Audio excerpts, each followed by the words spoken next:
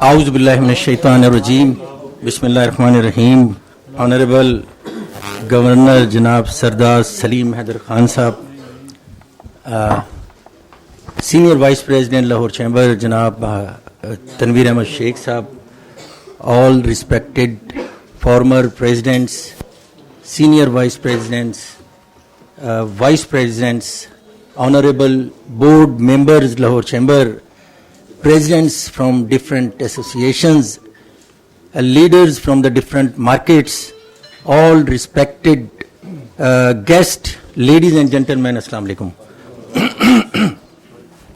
सबसे पहले तो जनाब गवर्नर साहब मैं आपको लाहौर चैम्बर में खुश आमदीद कहूँगा और on behalf of my team as well. और जिस तरह मैं समझता हूँ कि जो बिज़नेस कम्युनिटी के इश्यूज़ होते हैं हम ज़ाहिर है उनको हाईलाइट भी करते रहते हैं और उनके सलूशन के लिए मुख्तलिफ फोरम पे अपनी बात करते हैं. ज़्यादा ज़ाहिर है हमारा इश्यूज़ जो हैं वो सेंट्रल गवर्नमेंट के साथ भी हैं, लोकल गवर्नमेंट के साथ भी हैं, तो उनको हम अप्रोच करते रहते हैं. बट व्हाट आई बिलीव कि जितनी इजी एक्सेस हमारी आपके साथ है शायद किसी और डिपार्टमेंट के साथ नहीं. So I would like to appreciate you, you are kind enough कि आप हमें जब ज़रूरत पड़ती है बुला भी लेते हैं और जब हम रिक्वेस्ट आपसे करते हैं तो आप यहाँ पे तशरीफ भी फ़ौरन ले आते हैं. तो इस हवाले से एक कंफर्टेबल लेवल जो गवर्नर हाउस के साथ हमारा है और आपने साबित किया है कि जो हमसायगी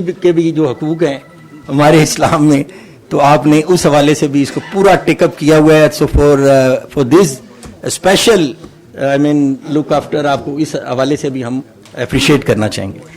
तो सर हम चूँकि हमारा तल्लक बिजनेस कम्युनिटी से है, हमारा कॉमर्स के इशू से हमारा जो प्रॉब्लम इंडस्ट्री और ट्रेड लेवल के हवाले से ज़ाहिर है अब आप तशरीफ़ लाए हैं तो हमने अपना मुद्दा आपको बयान करना है क्योंकि हम समझते हैं कि आपकी आवाज़ में एक स्ट्रेंथ है, आप जो बात करते हैं और बिला आई मीन मुबालगा उसमें मैं कह सकता हूँ कि बड़े बोल्ड तरीके से करते हैं और जो हक सच की बात है वो आगे पहुँचाने में भी आपका किरदार बड़ा अहम है. तो मल्टीपल इशू हैं जी हमारे इस वक्त बिजनेस कम्युनिटी के.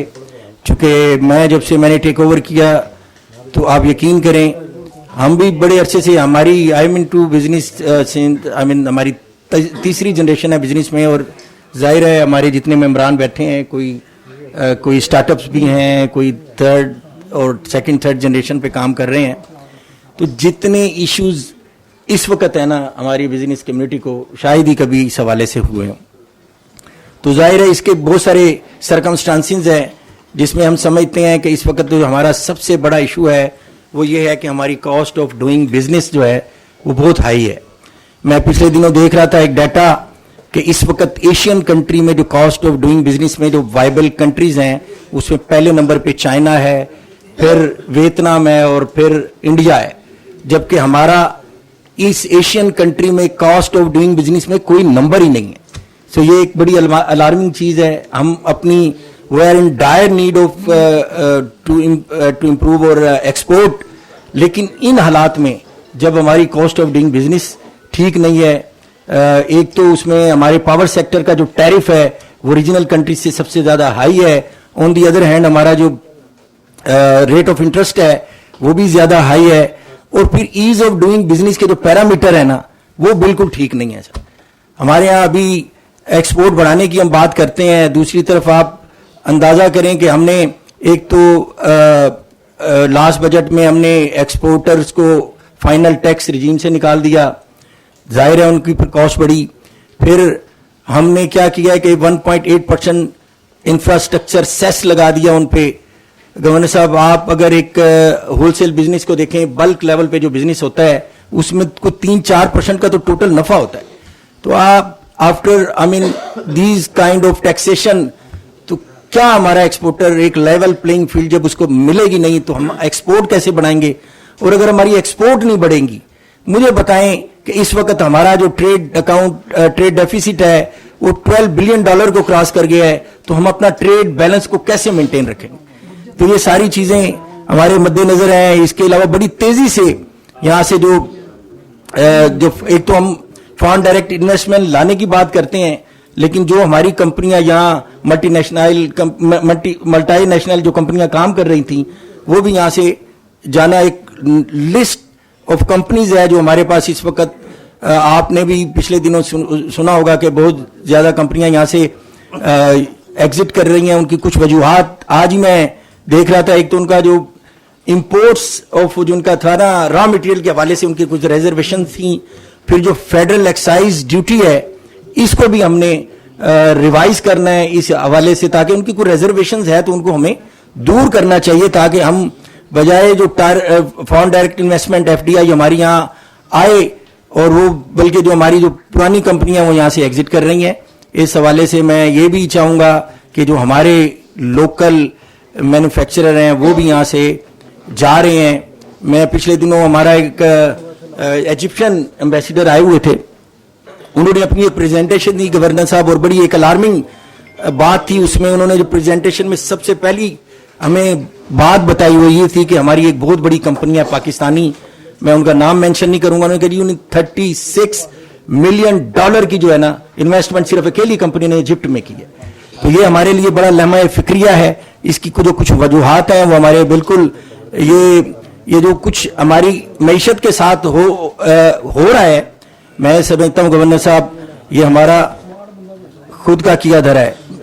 پچھلے دنوں میں دیکھ رہا تھا کہ اس میں ہم ہر سال 700 سے 800 ارب روپے ان کو دے دیتے ہیں, لیکن ابھی میرے صاحب پاس ایک فگر آئی ہے. ہمارے آنریبل فارمر جو فائنانس منسٹر تھے حفیظ پاشا صاحب, وہ تشریف لائے. انہوں نے کہا کہ یار یہ 700-800 ارب نہیں ہے, یہ تقریباً 1400 ارب سے 1800 روپے ارب بنتے ہیں, جس میں اگر ہم نے گرانٹس اور ان کی جو سبسڈیز ملا لی جائے نا تو یہ تقریباً 1400 سے 1800 ارب روپے بنتا ہے. اگر ان ٹرمز آف ڈالر اس کو اگر آپ کیلکولیٹ کریں, یہ 3000 ارب اگر 2 سال کا, تو میں یہاں پہ ایک مینشن کروں گا بڑی انٹرسٹنگ فگر. ہم نے یہ 37 ماہ کی ایک طویل مدتی جو IMF سے جو قرض لیا ہے وہ $7.2 بلین ہے, اور 3 قسطوں میں یہ ہمیں ملنا تھا. اس کو اگر آپ 37 ماہ کا مطلب ہے more than 2 years, اور یعنی بلکہ 3 سال سے بھی زیادہ, اور اگر 2 سال کا ہمارا یہ اسٹیٹ اون انٹرپرائزز کا آپ لاس لگا لیں تو آلموسٹ یہ سے بھی بڑھ جاتا ہے.